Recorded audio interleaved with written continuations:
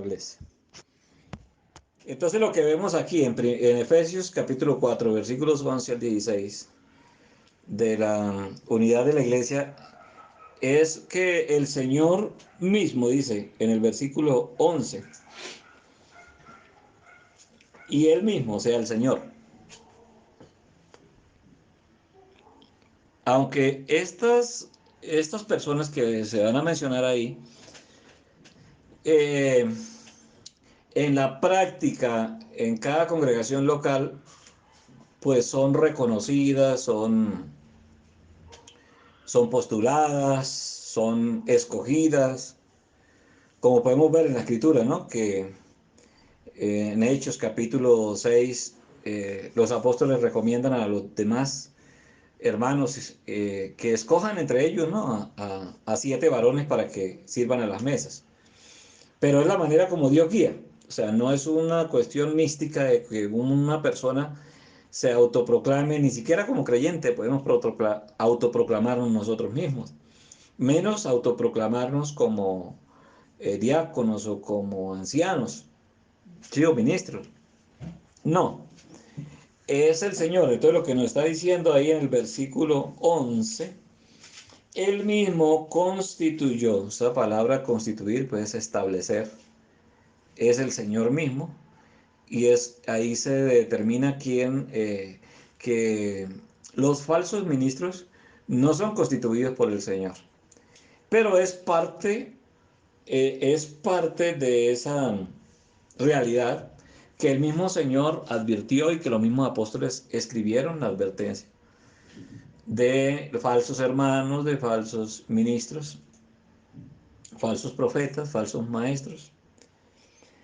Y entonces dice que él mismo constituyó y habla precisamente de apóstoles, apóstoles del Señor, profetas, es que juntamente con los apóstoles también había profetas y también pues referencia a los profetas del Antiguo Testamento. Y también hay establecido, dice el 11, que hay evangelistas, ¿no? Evangelistas también eran personas que Dios estableció en el mismo fundamento de la iglesia como los apóstoles y los profetas, también los evangelistas.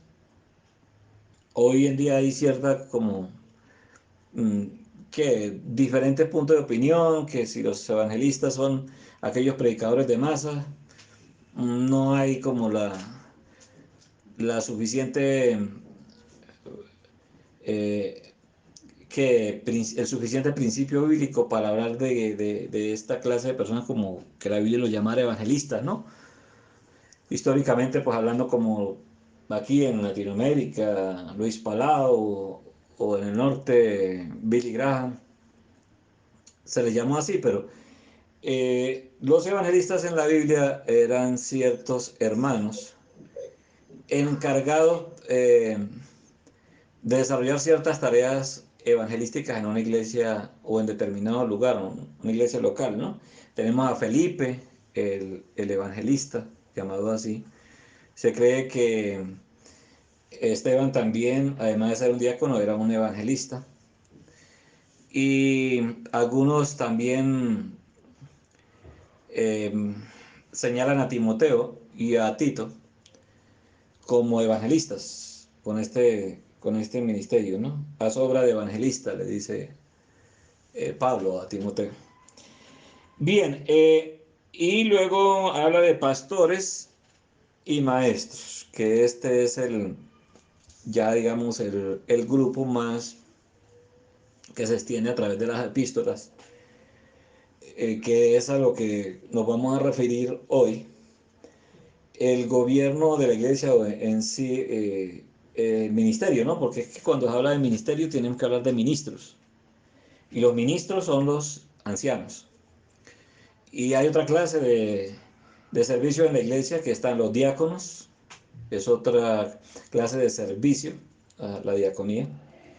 Y ahí pues todas diferentes clases de servicio que los creyentes ejercen para glorificar al Señor en todas las facultades, dones talentos, capacidades que el Señor da a, a sus hijos.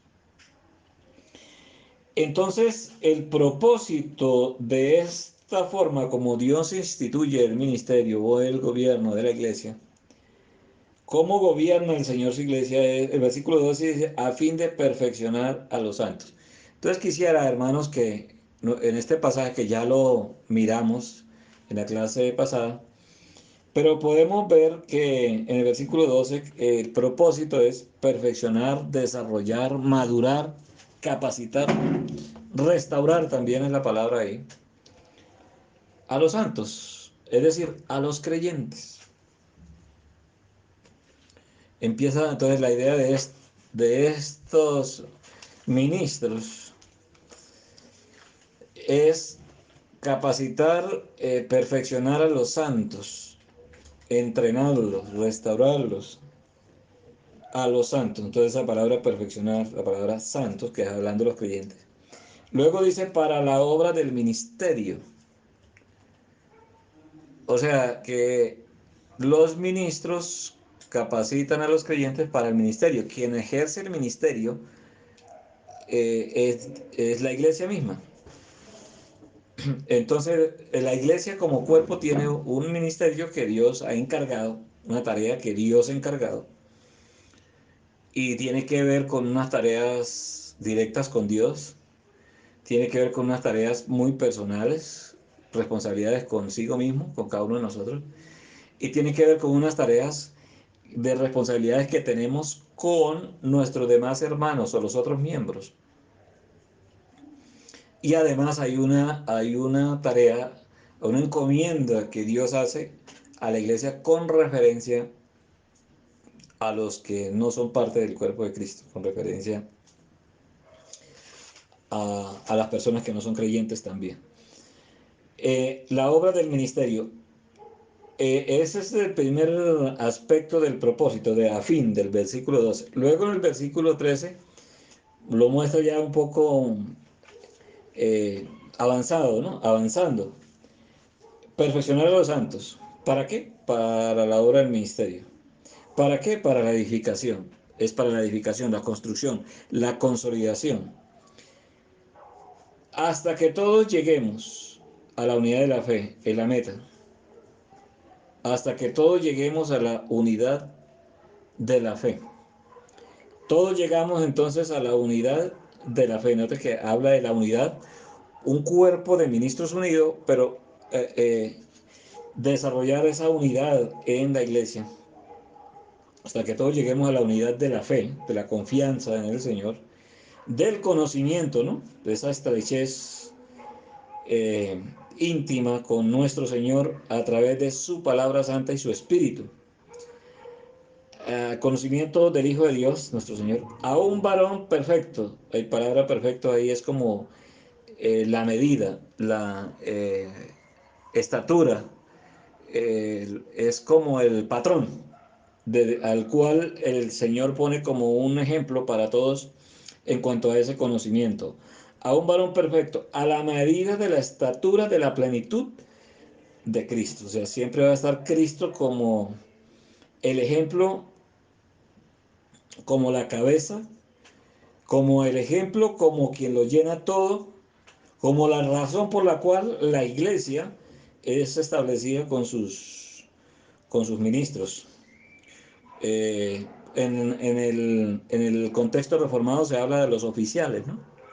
Los oficiales de la iglesia, cuando se habla de este tema, los oficiales de la iglesia.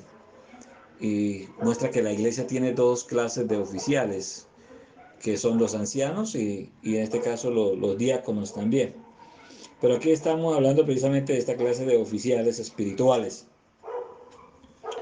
Entonces, en el versículo 14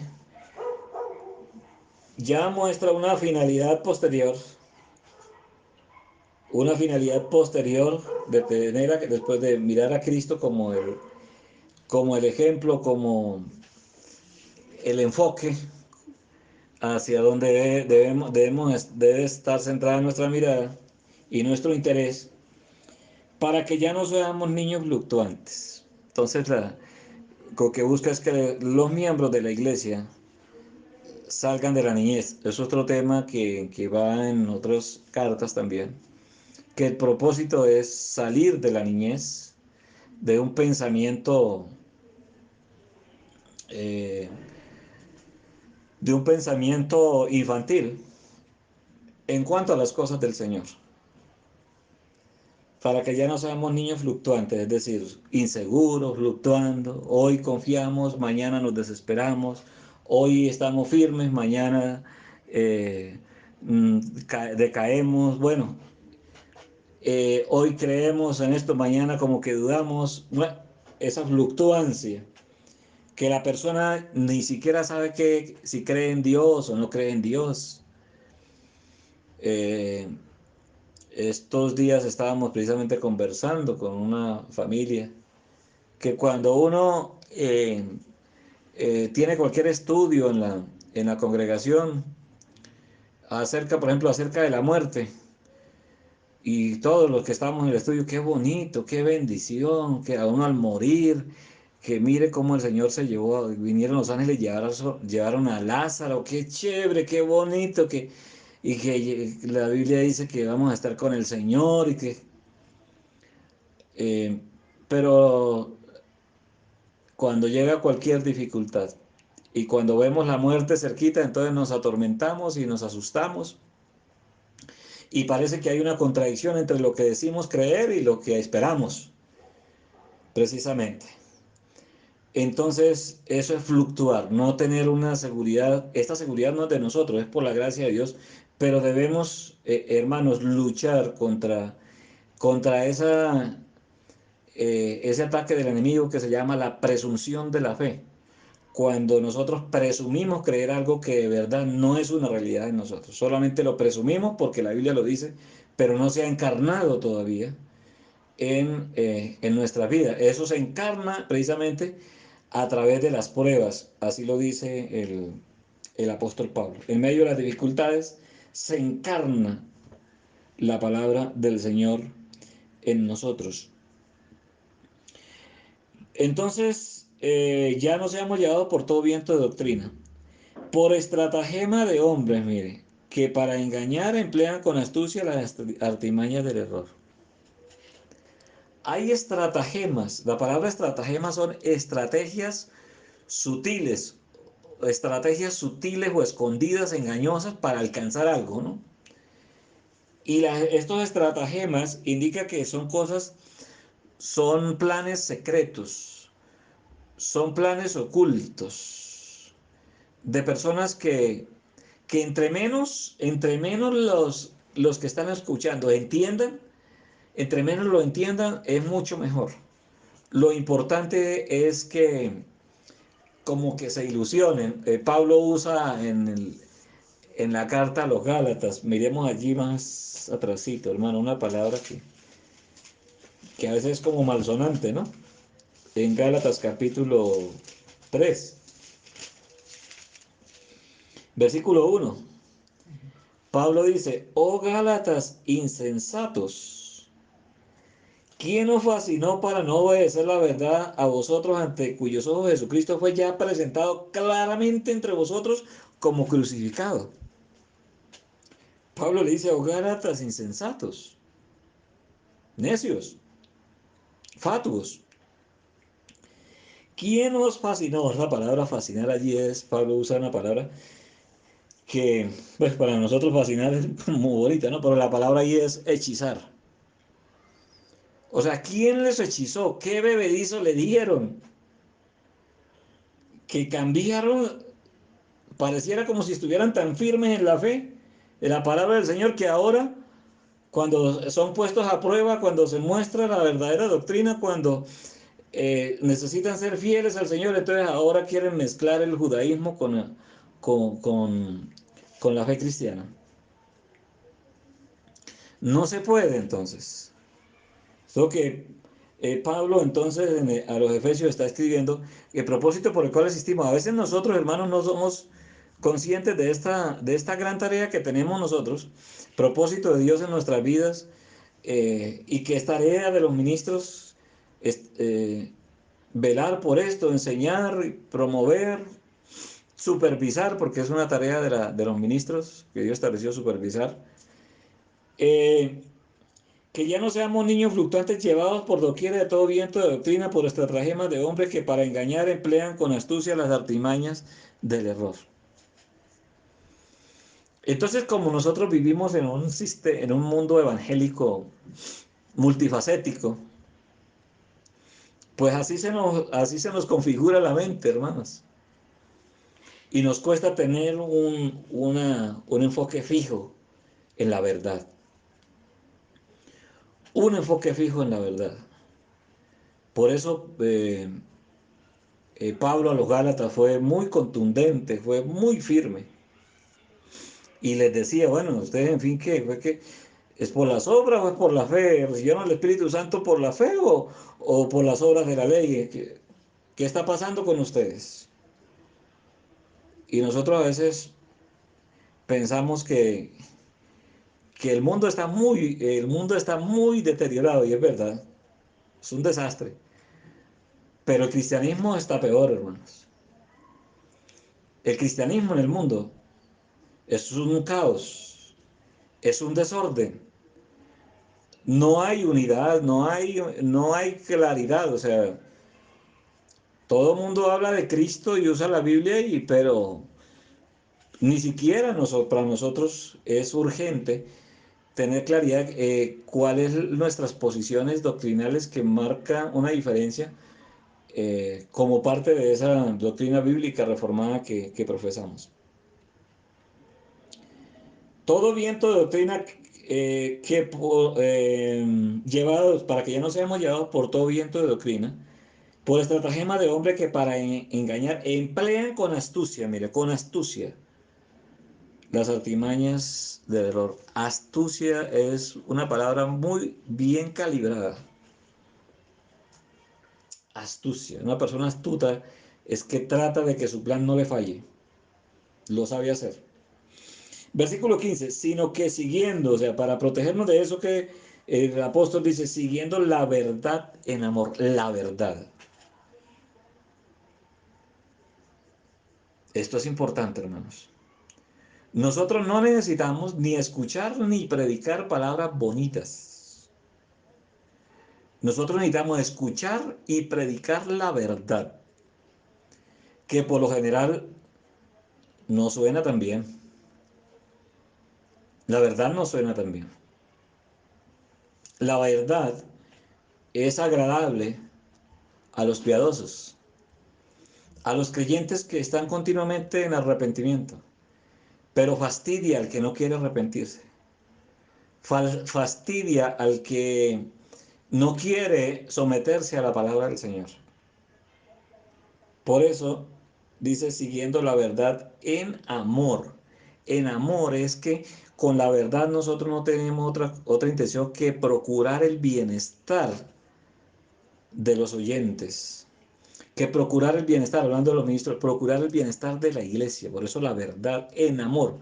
El amor es ese enfoque, el propósito de hacer las cosas para bienestar de otros, de los demás, sin esperar nada de allá para acá. Ese es el enfoque del amor. No es una cuestión de un sentimiento.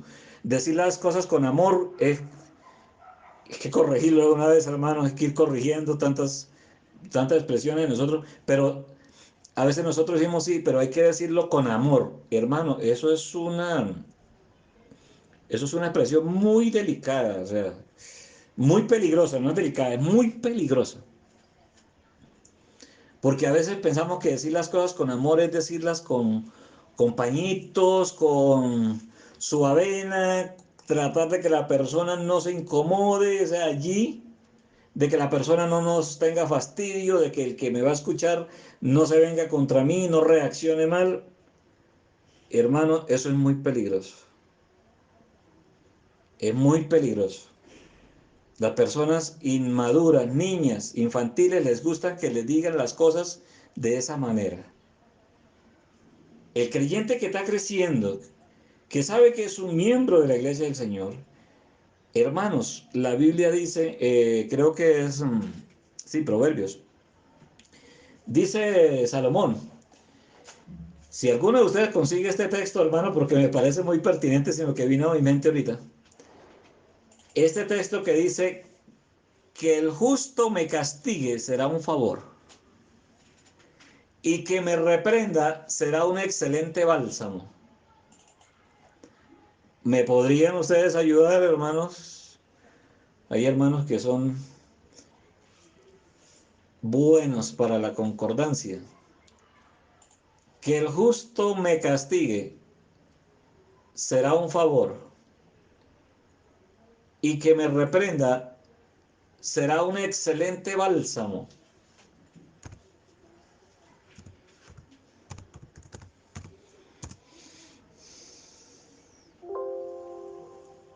Me avisa, hermanos, si alguno de ustedes, si no es proverbio, es los salmos. Salmo. Debe ser Salmos 141:5. Sí, muchas gracias, hermano. Sí, ese es Salmo. Gracias. ¿Puede leerlo, hermano Rubén? Que el justo me castigue será un favor y que me reprenda será un excelente bálsamo que no me herirá la cabeza.